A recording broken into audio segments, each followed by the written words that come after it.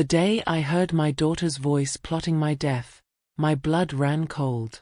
She hadn't meant for me to hear it, but she said I'd be 6 feet under soon, and she'd be sipping cocktails in the Maldives with my money. Those words didn't come from a stranger, a thief, or an enemy. They came from Monique, my only daughter, the girl I carried for 9 months, the baby I used to rock through sleepless nights. She had sent that voice message to me by mistake. It was meant for her husband, Aaron. And in that one slip, everything I thought I knew about family cracked open. I'm Lorraine Bennett, and at 68 years old, I thought I understood the worst that life could throw at me. I'd buried my husband Harold 3 years ago, survived the loneliness of widowhood, learned to live quietly in our Atlanta home with its white shutters and memories in every corner. But nothing prepared me for hearing my own child plan my death. It was a Tuesday morning, ordinary as breathing. Coffee brewing in the kitchen, sunlight streaming through Harold's old blinds, the radio murmuring about weather I'd never thought I might not live to see. My phone buzzed. Monique's name on the screen made me smile. My daughter, calling to check on her mother like daughters should. I tapped play, expecting her usual rushed voice, "Hey Mom, just wanted to say hi." Instead, I heard her talking to someone else, casual as discussing dinner plans. "I can't wait to get rid of that old shrew, she'll be 6 feet under soon, and we'll be sipping cocktails in the Maldives with my money." The coffee mug slipped from my hands before my mind could even process what I'd heard. But my body knew. My blood knew. My heart knew that my daughter, my only daughter, had just spoken about me like I was already dead. The coffee mug slipped from my fingers like my hands had forgotten how to hold anything. It shattered against the kitchen tile, pieces of ceramic scattering everywhere, coffee pooling dark across the floor I keep spotless. But I couldn't move to clean it. My blood had gone so cold I thought I might collapse right there. My heart wasn't just broken. It had stopped completely for what felt like minutes. This wasn't some cruel joke or misunderstanding. This was my child, my only daughter, casually discussing my death like she was planning a vacation. The tone is what haunts me still. Not angry, not desperate, just matter of fact. Like getting rid of me was already decided, just a matter of timing. I stared at that phone in my trembling hands, and for the first time in 68 years, I understood what it meant to feel truly alone in this world. I played it again, and again, and again. Each time, hoping I'd misheard. Hoping there was some explanation that would make sense, some context that would turn those words into something other than a death sentence from my own blood. "I can't wait to get rid of that old shrew." Old shrew. Is that really how she sees me? The woman who worked double shifts when her father got sick, who scraped together money for her college, who celebrated every milestone in her life. She'll be 6 feet under soon. Soon. Not someday in the distant future when nature takes its course. Soon. Like she had plans. And will be spending all her money in the Maldives. They'd already picked out where to spend what I leave behind. They'd already planned their celebration of my death. Standing in my kitchen with broken ceramic at my feet, I realized my daughter wasn't just waiting for me to die, she was counting on it happening quickly. But you know what the cruelest part was? As those words echoed in my head, my mind started pulling up memories I'd treasured for 40 years. Monique at 3, climbing into my bed during thunderstorms, whispering, "Mommy, I love you more than ice cream." Monique at 12, crying over her first heartbreak, and me holding her while she sobbed that she'd never trust anyone again. The irony cuts deep now. Monique at 18, hugging me tight at graduation, promising she'd always take care of me when I got old. "You and me forever, Mom," she'd said. Monique at 25, walking down the aisle, and me thinking how proud Harold would be to see his little girl so happy. Where did that sweet child go? When did love turn to greed? When did caring turn to counting down the days until inheritance? I used to look at her and see Harold's eyes, my own stubborn chin, the best parts of both of us. Now I wonder if I ever really knew her at all. Every instinct screamed at me to call her immediately. To scream, to cry, to demand answers. To storm over to her house and wave that phone in her face until she broke down and explained how my daughter turned into a stranger plotting my death. But something in Harold's voice echoed in my memory. Something he used to say when neighbors had drama: "Lorraine, smart people don't fight storms. They prepare for them." So instead of calling Monique, I called Terry. Terry Williams, Harold's old partner from the police force, retired now but still sharp as a blade. If anyone would know how to handle a situation like this, it would be him. My voice was steady when he answered, though my hands shook holding the phone. "Terry, I need to ask you something, and I need you to take me seriously." "Always do, Lorraine. What's wrong?" "What would you do if your own child sent you a message saying they wanted you gone?" The silence stretched long enough that I wondered if the call had dropped. Then Terry's voice came back, careful and cold. "Do you have proof?" Her voice. "Recorded." "Then honey, you don't have a family problem. You have a criminal problem. And we're going to handle it like one." That's when I knew I wouldn't wait for Monique to come to me. I was going to make sure she exposed herself to everyone who mattered, before she had the chance to make her twisted fantasy come true. If you're still watching this, I know you understand what it's like when family betrays you. Hit that subscribe button, because this story is just getting started, and the next chapter might sound all too familiar. What would you do if you heard your own child planning your death? Comment below. I'm reading every single response, and trust me, some of your stories are going to shock even me. Terry Williams arrived at my house within the hour. 70 years old with silver hair and eyes that still see everything, he sat across from my kitchen table like we were planning a case, not discussing my daughter's plot to kill me. "Play it again," he said, pulling out a small notebook, old habits from his detective days. I pressed play on that voice message for what felt like the 100th time. Terry's face never changed, but I saw his jaw tighten. "Lorraine, this isn't just family drama. This is conspiracy. And if they're talking about getting rid of you soon, we need to assume they have a plan." My hands started shaking again. "You really think she'd actually hurt me?" "Honey, greed makes people do things they never thought they'd do. I've seen children poison parents for insurance money. I've seen families torn apart over wills that weren't even that big." He leaned forward. "How much money are we talking about here?" I told him about Harold's life insurance, the house, the savings account. Nothing spectacular, maybe 400,000 total. "That's enough," Terry said grimly. "More than enough for some people to justify anything." He stood up, pacing my kitchen like he used to pace crime scenes. "Here's what we're going to do. You're going to act normal. Loving mother, nothing changed. Meanwhile, I'm going to teach you how to protect yourself and gather evidence." "Evidence of what?" "Everything. Every conversation, every visit, every time they ask about your health or your finances. Because if they're serious about this, they'll expose themselves. They always do." Terry pulled out his phone and showed me an app I'd never seen before. "This records everything automatically. Every call, every conversation when it's activated.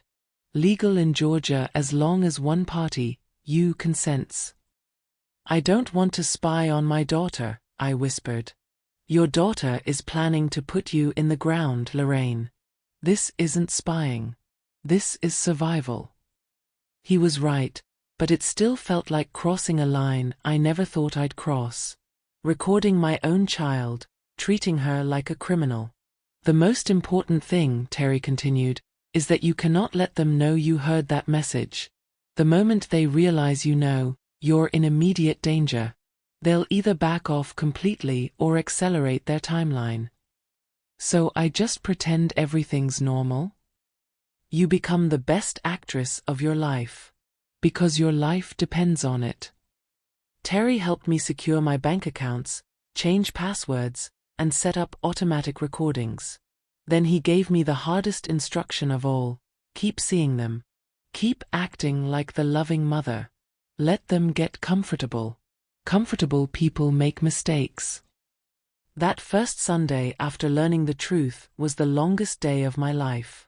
I spent the morning cooking Monique's favorite meal: fried chicken, mac and cheese, green beans the way her grandmother taught me.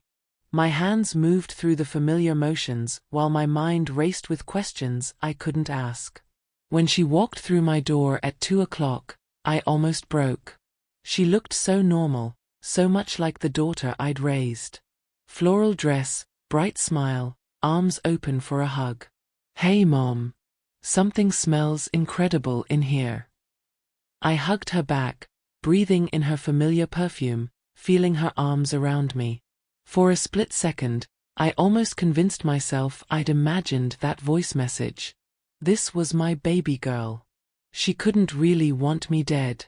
Then she pulled back and her eyes did a quick sweep of my living room, lingering on the new television, the antique vase Harold's mother left me, the family photos in expensive frames.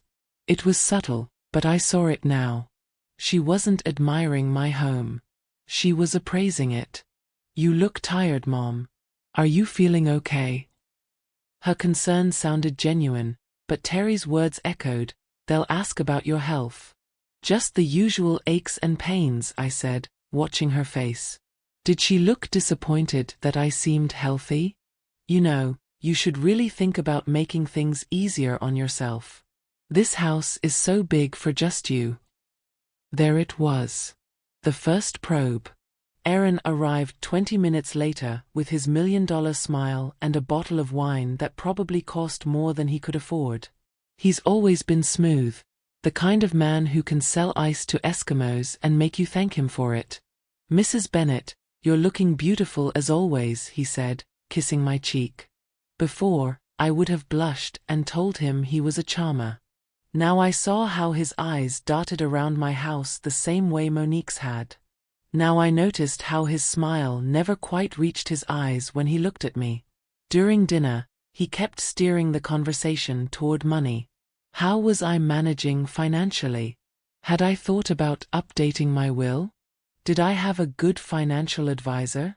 "We just worry about you, Mom," Monique added, reaching over to squeeze my hand. "We want to make sure you're taken care of." Taken care of. The words sent ice through my veins. "Aaron's been researching some great retirement communities," she continued. "Places where you wouldn't have to worry about maintaining this big house, cooking for yourself. Places where you could be monitored," Aaron added with that smooth smile. "For your safety, of course." I smiled back and said I'd think about it. But inside, I was screaming. They weren't just waiting for me to die naturally. They were planning to warehouse me somewhere while they took control of everything I'd worked for.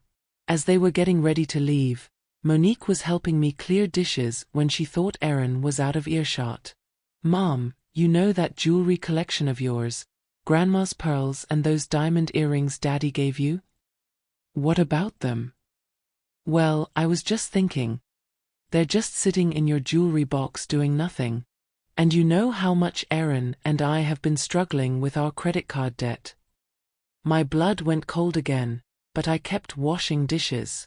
Struggling? I thought Aaron's consulting business was doing well. It is. But we've had some unexpected expenses. And those pieces would mean so much more to me than they do just sitting there. She laughed, but it sounded forced. "Besides, when you're gone, they'll be mine anyway, right?" "When you're gone. Not if. Not someday. When." She said it so casually, like my death was already scheduled on her calendar. I turned to look at her, really look at her. And for just a moment, her mask slipped completely. I saw something in her eyes I'd never seen before: cold calculation. Like she was looking at an obstacle instead of her mother. "Of course, sweetheart, I said quietly. We can talk about it next time. She smiled and kissed my cheek goodbye. I love you, Mom. But as I watched her walk to Aaron's car, I knew with absolute certainty that my daughter was counting down the days until my funeral. And from the way they were talking, those days were numbered. Still with me? Because what I discovered next made that voice message look like child's play. Subscribe now. You won't believe how deep this betrayal goes. Have you ever caught a family member in a lie that changed everything? Share your story below. Sometimes the people we trust most are the ones planning to hurt us the worst. The Monday after that Sunday dinner, I became a woman I never thought I'd need to be, strategic, secretive, and scared of my own daughter. Terry met me at my bank at 9 in the morning. We're going to make some changes, he said, and we're going to do it quietly. First, we updated all my accounts. New passwords, new security questions, and here's the part that broke my heart. I removed Monique as a beneficiary on everything. Terry insisted on it. If something happens to you tomorrow, she can't access a dime until after a full investigation, he explained. Next came the will. My lawyer, David Hutchinson, has known our family for 20 years. When I told him I wanted to make changes, he assumed it was normal estate planning. I want to add some conditions, I said carefully. And I want to record a video explanation for why. David looked puzzled. What kind of conditions? The kind that require my children to prove they loved me, not just my money. That afternoon, I sat in David's office and recorded a 10-minute video explaining everything. The voice message, the dinner conversation, the jewelry request. If something happened to me, that video would be played before anyone inherited a single dollar. Monique, I said to the camera, if you're watching this, it means I'm gone. But I heard you. I heard what you really thought of me. And now everyone else will too. Terry brought someone to my house the next week, a woman named Sarah Chun, a private investigator who looked like she could be anybody's neighbor. Mrs. Bennett, I specialize in family financial crimes, she said, settling into my living room with a cup of coffee. What Terry's told me suggests this could escalate quickly. She was right. Within 3 days, Sarah discovered things that chilled me to the bone. Aaron had been researching life insurance policies on older family members. Not just me, but his own parents too. He'd visited 3 different insurance agents in the past month, asking about coverage for people with pre-existing health conditions. What pre-existing conditions? I asked. I'm healthy as a horse. That's what worries me, Sarah said. He's either planning to create some conditions, or he's shopping for policies that would pay out quickly after incidents. She showed me photos she'd taken. Aaron meeting with a man at a coffee shop, exchanging envelopes. Money changing hands for something I didn't want to imagine. We need more time, Terry said. And we need them to expose themselves completely before we act. How much more time do I have? I whispered. Sarah and Terry exchanged a look that told me everything. Not long. The recording app Terry installed became my lifeline and my nightmare. Every conversation revealed another layer of their plan. Late Thursday night, my phone buzzed. Monique had called and left a voicemail, but this time, it was intentional. She was crying. Mom, I'm so sorry to bother you this late. Aaron and I had a fight, and I just needed to hear your voice. I love you so much. Call me when you get this. But here's what she didn't know. The app had also recorded the background conversation happening in her house while she left that message. Aaron's voice, clear as day. After it's handled, we'll have enough to start over somewhere fresh. Maybe the Bahamas instead of the Maldives. How soon? Monique asked. The guy says it can look natural. Heart attack, stroke, something age-appropriate. 2 weeks, maybe 3. 2 weeks. I sat in my dark kitchen, listening to my daughter and son-in-law plan my murder like they were planning a vacation. The fake crying voicemail still playing in my ear while their real conversation spelled out my death sentence. That's when I realized the truth. She hadn't called to comfort herself after a fight. She'd called to establish an alibi. To have a record of being a loving daughter just before her mother mysteriously died. Living with that knowledge was like carrying poison in my chest. Every morning I woke up wondering if today was the day. Every cup of coffee, every meal, every breath felt borrowed. I couldn't tell Derek. My son has a temper, and I was terrified he'd confront them before we had enough evidence. I couldn't tell my neighbors without sounding like a paranoid old woman. I couldn't even tell my pastor without revealing how badly I'd failed as a mother. So I pretended. I pretended when Monique called to check on me. I pretended when she stopped by with groceries I didn't need. I pretended when Erin asked about my episodes of dizziness that I'd never mentioned having. "Mom, you seem confused lately," Monique said during one visit. "Maybe you should see a doctor." Confused. They were already building the narrative. The elderly mother whose mind was going, whose death wouldn't surprise anyone. The hardest part wasn't the fear. It was the loneliness. I'd look at family photos on my mantle, 40 years of birthdays and holidays and love, and wonder how it had come to this. Had she always been capable of this? Had I raised a killer and been too blind to see it? But Terry kept me focused. "You're not just saving yourself," he reminded me. "You're protecting Derek, protecting any future victims. This ends with you." 3 weeks after that first voice message, I made a decision that would change everything. "I want to have a family dinner," I told Terry. "All of them. Monique, Erin, Derek. I want to end this face to face." "Lorraine, that's dangerous. If they suspect you know." "They already suspect something. Sarah's photos show them getting nervous, changing their timeline. They're going to act soon whether I'm ready or not."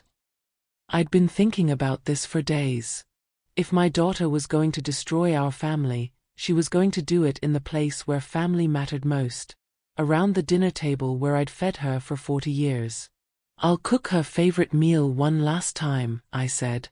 "And then I'll serve her the truth for dessert." Terry shook his head. "This isn't a movie, Lorraine. These people are planning to kill you. And I'm planning to stop them. But I'm going to do it my way, as her mother in my house, with the dignity Harold taught me." He finally agreed, but with conditions. Sarah would be parked outside. Terry would be in the back bedroom with a direct line to 911. And I would wear a wire that would record every word. "When?" he asked. I looked at my calendar, thinking about Sunday dinners and family traditions and the little girl who used to help me set this same table. "This Sunday," I said.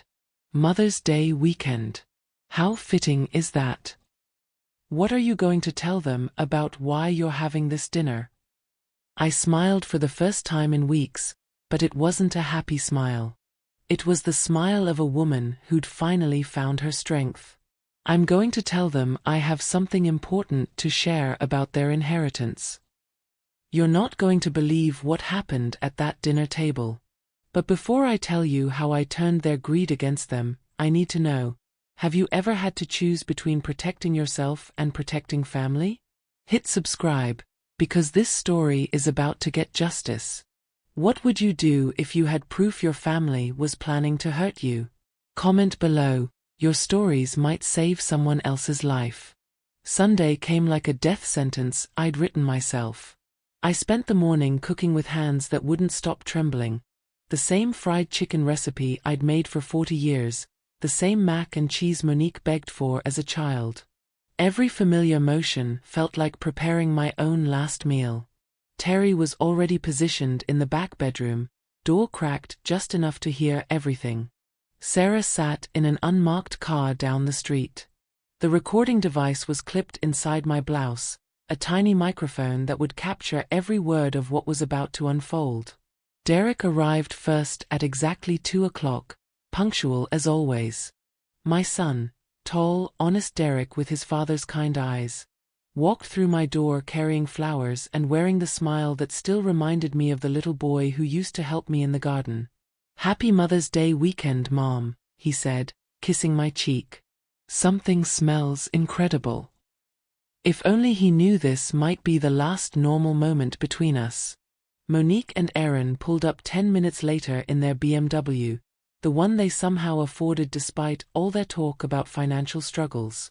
I watched through my front window as they sat in the car for a moment, having what looked like an intense conversation. Aaron kept checking his phone. Monique kept touching her purse like she was checking for something inside. When they finally walked to my door, their smiles were perfect. Too perfect. "Mom." Monique swept me into a hug that felt like an actress performing for cameras. "You look wonderful." "Doesn't she look wonderful, Aaron?" "Beautiful as always," Aaron agreed, but his eyes were scanning my living room again, that same appraising look I'd noticed before. We gathered around the dining room table, the same oak table Harold built with his own hands 30 years ago. 4 place settings on my good china, the ones I'd been saving for special occasions. This certainly qualified as special. It would be the last dinner I'd ever share with my daughter. "Mom, you've outdone yourself," Derek said, heaping food onto his plate. "Remember when we were kids and Monique would throw tantrums if the chicken wasn't crispy enough?" Monique laughed, but it sounded hollow. "I was such a spoiled brat. Mom always gave me exactly what I wanted." "Always gave you what you wanted." The words hit like a slap. Even now, even knowing what I knew, she was still expecting me to give her everything, including my life. "Well," I said quietly, "I suppose that's what mothers do. We give everything to our children, even when they don't deserve it." Something flickered across Monique's face. Did she catch the edge in my voice? Aaron filled the silence with smooth chatter about work, about vacation plans they were hoping to finalize soon.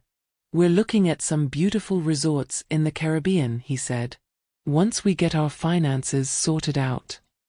Once I'm dead, I thought. Once you collect on whatever plan you've made. As the meal progressed, Aaron became increasingly agitated. His phone buzzed constantly, text after text that he'd glance at under the table, thinking nobody noticed. "Everything okay, honey?" Monique asked him, but even her concern sounded rehearsed. "Just work stuff," he muttered, but his hands were shaking slightly as he reached for his water glass. Derek noticed too. "You seem tense, man. Everything all right with the business?" "Fine, fine. Just waiting for confirmation on a big contract. Should come through any day now." Contract. I wondered if that's what he called it when he paid someone to kill his wife's mother.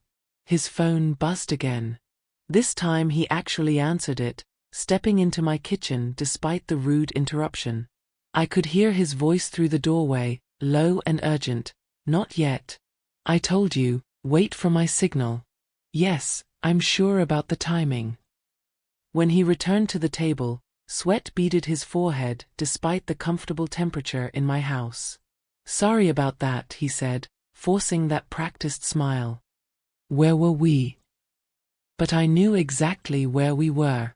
We were at the moment when a killer realizes his timeline might be off track. After we finished eating, I began clearing plates with the same methodical care I'd used for decades. Monique offered to help, but I waved her away.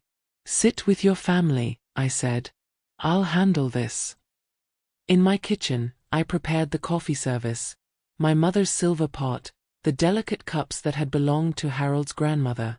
If this was going to be a reckoning, it would be done with dignity.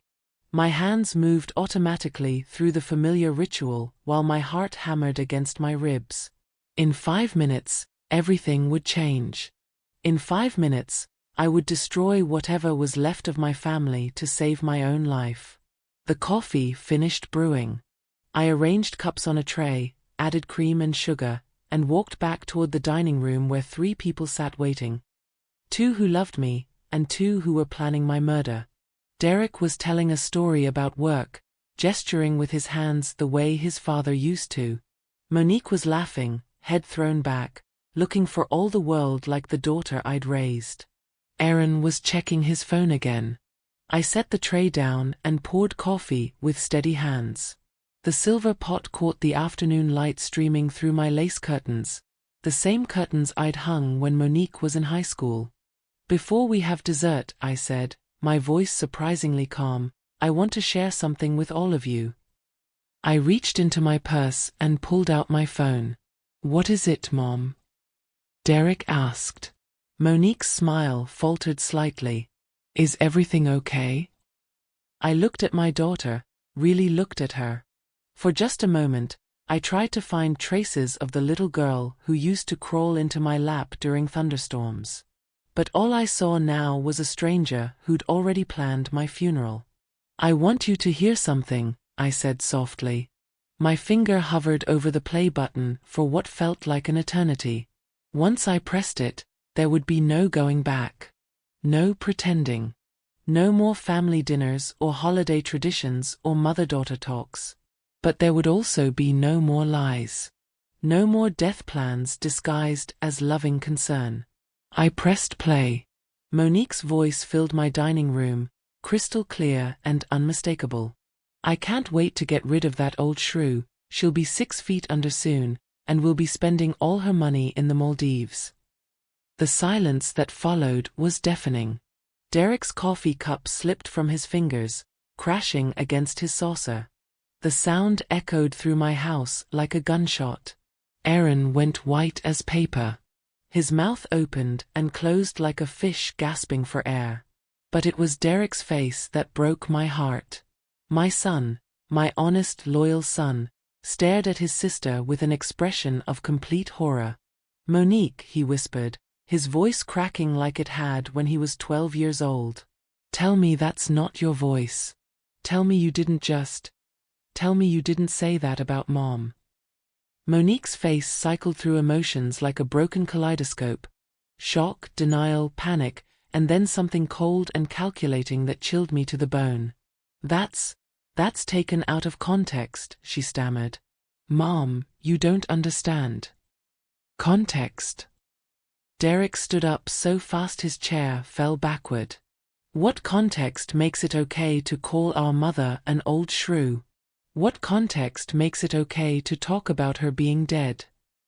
Aaron found his voice, smooth as ever despite his pale complexion. "Mrs. Bennett, I think there's been a misunderstanding." "Sit down," I said quietly. The authority in my voice surprised even me. "Both of you. Sit down and listen." I reached into my purse again and pulled out a second phone, the one Terry had given me with all the other recordings. Because that message was just the beginning. Derek's reaction was just the start. What I played next tore our family apart forever, but it also saved my life. Subscribe now, because you need to hear how a mother's love became a mother's justice. Have you ever had to choose between exposing family and protecting yourself? The comments are going to be intense on this one. Share your story below. The afternoon light streaming through my dining room windows felt like stage lighting on the most important performance of my life. But unlike my daughter and son-in-law, I wasn't acting. Derek stood frozen behind his overturned chair, his face cycling through disbelief, rage, and heartbreak. "Monique, say something. Tell me this is some sick joke." But Monique had gone silent, staring at my phone like it was a loaded gun. The confident, manipulative daughter had vanished, replaced by someone who looked cornered and desperate. Aaron recovered first, probably because he'd had practice lying to people. "Mrs. Bennett, that recording could be from anywhere. Voice technology these days." "Aaron," I said quietly, "I suggest you stop talking before you make this worse for yourself." His smooth charm cracked completely. Sweat dripped down his temples as he reached for his phone again. I need to make a call. No. Derek's voice cut through the room like a blade. He snatched Aaron's phone and slammed it on the table. You don't get to call anyone until you explain why you and my sister were planning our mother's murder. Murder. Derek had said the word I couldn't bring myself to voice. Hearing it spoken aloud in my dining room made everything terrifyingly real.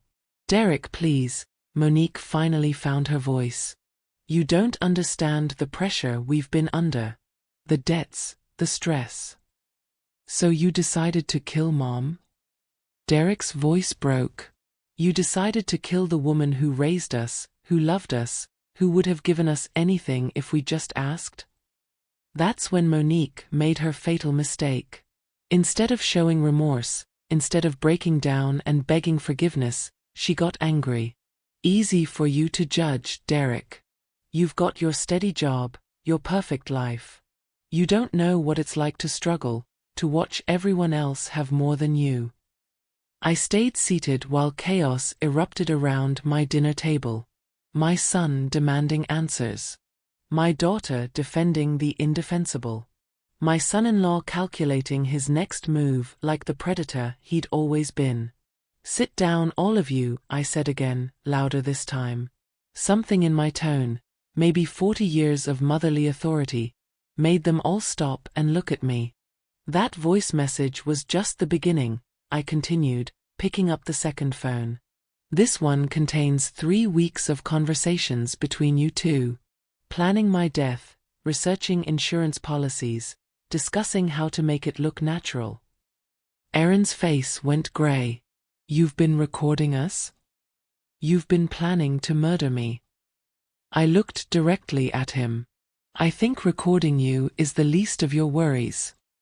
I pressed play on a different recording, the one from 3 nights ago. Aaron's voice, crystal clear. The guy says it can look natural. Heart attack, stroke, something age-appropriate. 2 weeks, maybe 3. Monique's voice responding, how soon after can we access the accounts? Derek made a sound like he'd been punched in the stomach. He sat down heavily, staring at his sister like she was a stranger. Monique, he whispered. How could you? How could you even think about this? But I wasn't finished. I played recording after recording. Conversations about my health, my finances, their plans to move me to a facility where I'd be easier to manage. Each one drove another nail into the coffin of our family. I have 17 recordings, I said calmly. All of them legal, all of them admissible, all of them proving conspiracy to commit murder. And they're not just on my phone. Terry. I called out, and my old friend emerged from the back bedroom, his face grim with purpose. Aaron jumped up like he was going to run, but Derek blocked his path. You're not going anywhere. Terry pulled out his badge, retired but still valid for occasions like this. Aaron Matthews, Monique Bennett Matthews, you're both under investigation for conspiracy to commit murder, insurance fraud, and elder abuse. This is insane, Monique shrieked. She's my mother. I would never. You already did, Terry said quietly. Your own words convicted you. Within hours, everything unraveled. Terry had already forwarded copies of every recording to the district attorney's office. Sarah's investigation had uncovered Aaron's meetings with a man who specialized in making deaths look natural. A man who was already under federal surveillance. The banks froze their accounts pending investigation. Aaron's consulting business, built on borrowed money and lies, collapsed overnight when word spread through their professional network. In our small Atlanta community, whispers travel faster than wildfire. By Monday morning, everyone knew. The grocery store clerks looked at me with pity. The bank teller squeezed my hand and whispered, I'm so sorry, Mrs. Bennett. But the worst part was watching Derek process what his sister had become. That night, after the police interviews and paperwork, Derek stayed with me. We sat in my living room, The same room where his children had played as babies, where we'd celebrated birthdays and holidays, where family meant something sacred. I keep thinking I should have seen it, he said, staring into his coffee cup. The way she always asked about your finances, how she got so angry when you wouldn't co-sign for their house loan last year. You couldn't have known, I told him. I lived it every day and I didn't see it until I heard it in her own voice. Derek looked up at me with eyes full of pain. How do we move forward from this? She's my sister. She's been my sister for 40 years. And she'll always be your sister. But Derek, honey, she stopped being my daughter the moment she decided I was worth more dead than alive. The hardest truth of all? I meant it. Somewhere between hearing that first voice message and playing it at the dinner table, my maternal love had been replaced by maternal protection. Protection of myself, of Derek, of any future victims of their greed. What happens now? Derek asked. Now we heal, I said. And we remember that sometimes the family you choose, like Terry, like the people who stand by you, matters more than the family you're born into. 6 months later, I'm still here. Still breathing, still living in the house Harold built, still cooking Sunday dinners, though the guest list has changed permanently. The legal proceedings continue. Aaron took a plea deal, testifying against the man he'd hired and implicating Monique in every detail of their plan. My daughter, the baby I once rocked through nightmares, now faces 25 years in prison. They never got to the Maldives. They never got my money.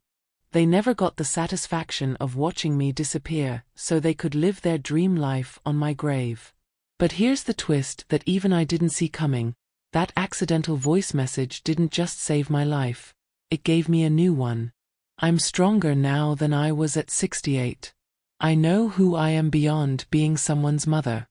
I've learned that survival sometimes means letting go of people you love, even when it breaks your heart. Derek visits every Sunday. We cook together, laugh together, remember the good times while acknowledging the bad. Terry stops by regularly, and Sarah has become an unexpected friend, two people who proved that loyalty isn't about blood relations. And every morning when I wake up in my own bed, in my own house, with my own money safely in accounts only I control, I remember this truth. My daughter's own words became the trap that saved me. She wanted me 6 feet under. Instead, I'm standing taller than ever, surrounded by people who love me for who I am, not what I can leave them. Sometimes the greatest betrayal leads to the greatest liberation. And sometimes, the family that tries to destroy you just shows you how strong you really are. That's my story, how I turned my daughter's greed against her and saved my own life. If this resonates with you, if you've ever felt betrayed by family, subscribe and share your story in the comments. Sometimes the most painful truths lead to the most powerful transformations. What would you do if you discovered your family's true feelings about you? Your stories matter, and they might just save someone else's life.